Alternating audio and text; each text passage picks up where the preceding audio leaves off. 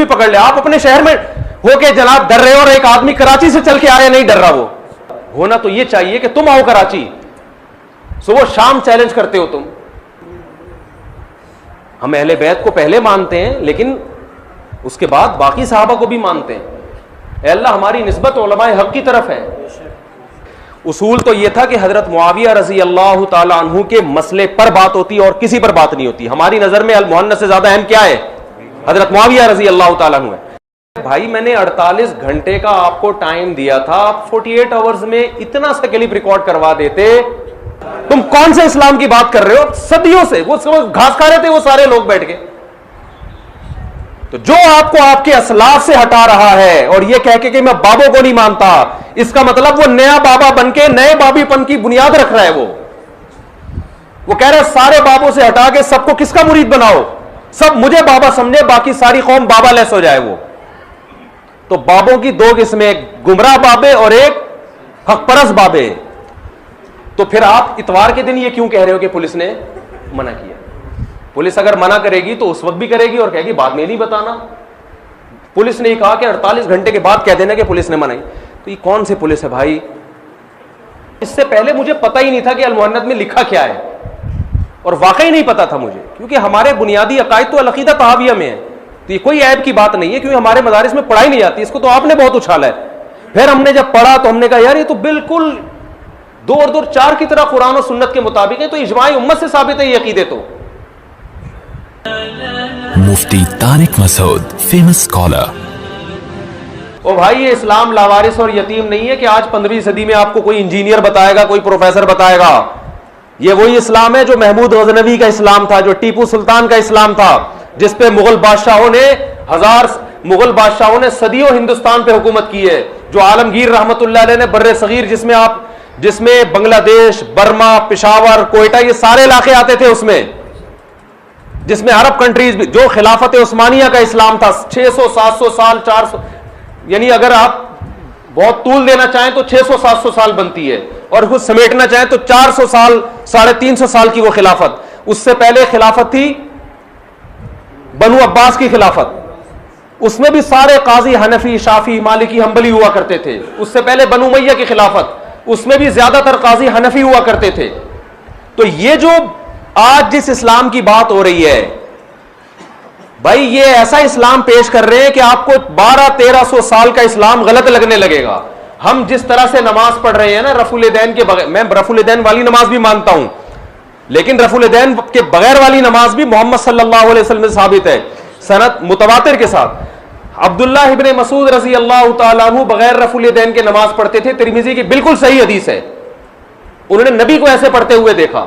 अब्दुल्लाह बिन मसूद के शागिर्द अलकमा और असवद रफुल दैन के बगैर पढ़ते, उनके शागिर्द इब्राहिम नखई, उनके शागिर्द हम्माद अल कूफी जो बुखारी और मुस्लिम के रावियों में से हैं, उनके शागिर्द इमाम हनीफा, और फिर पूरा कूफा जहां हजरत अली ने दारुल खिलाफा बनाया, फिर कूफा मुसलमानों का दारुल खिलाफा बना। वहां से मुजाहिदीन पूरी दुनिया में जिहाद करने गए। हजरत उस्मान के दौर में जब अब्दुल्लाह बिन मसूद कूफा में थे तो हजरत उस्मान के दौर में बर्रे सगीर में इस्लाम आया, फिर वो फैलता चला गया, काबुल फतह हुआ, पेशावर में इस्लाम आया। तो वो जो मुजाहिदीन आए थे सिर्फ तलवारें और बम लेके नहीं आए थे, वो नमाजें लेके भी आए थे। जो नमाजें वो पेशावर में लेकर आए, 1000 साल से ज्यादा उसी तरह से नमाज भी पढ़ी जा रही है, उसी तरह से 20 रकत तरावी भी पढ़ी जा रही है। औरतों की नमाज सिमट के आई थी, वो उसी तरह से सिमट के। ये हदीस की किताबें तो बहुत बाद में लिखी गई हैं, पेशावर में इस्लाम हदीस की किताबों से पहले आया है। तुम कौन से इस्लाम की बात कर रहे हो? सदियों से वो घास खा रहे थे वो सारे लोग बैठ के। तो जो आपको आपके असलाफ से हटा रहा है और ये कह के कि मैं बाबों को नहीं मानता, इसका मतलब वो नया बाबा बनके नए बाबीपन की बुनियाद रख रहा है। वो कह रहा है सारे बाबों से हटा के सबको किसका मुरीद बनाओ, सब मुझे बाबा समझे, बाकी सारी कौम बाबा लेस हो जाए। वो तो बाबों की दो किस्में, एक गुमराह बाबे और एक हकपरस बाबे। बाबों के बगैर आपको इस्लाम समझ में नहीं आ सकता। ये जिन हदीस की किताबों के आप हवाले दे रहे हो, ये भी बाबों ने ही लिखी हैं, और बाबों के बगैर इस्लाम में तसव्वुर नहीं है। इसकी मैं दलील कुरान से दूंगा। कुरान क्या कहता है कि अल्लाह ने उम्मीयीन में एक पैगंबर को भेजा, युअल्लिमुहुमुल किताब वल हिकमा, ये पैगंबर सहाबा को किताब सिखाएंगे और हिकमत की बातें यानी हदीस क्या करेंगे, बताएंगे नहीं बल्कि, बोलते क्यों नहीं, तालीम कहते हैं, बताने को नहीं कहते, सिखाने को कहते हैं।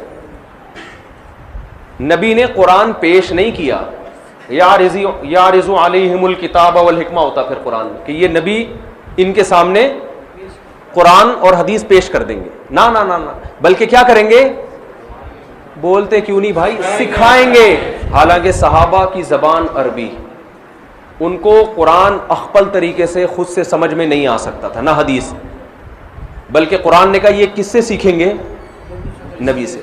अब आप बताओ, सहाबा नबी के बगैर कुरान नहीं सीख सकते, तो क्या ताबीईन सहाबा के बगैर, यानी जिसने नबी से सीखा हो उसके बगैर सीख सकते थे?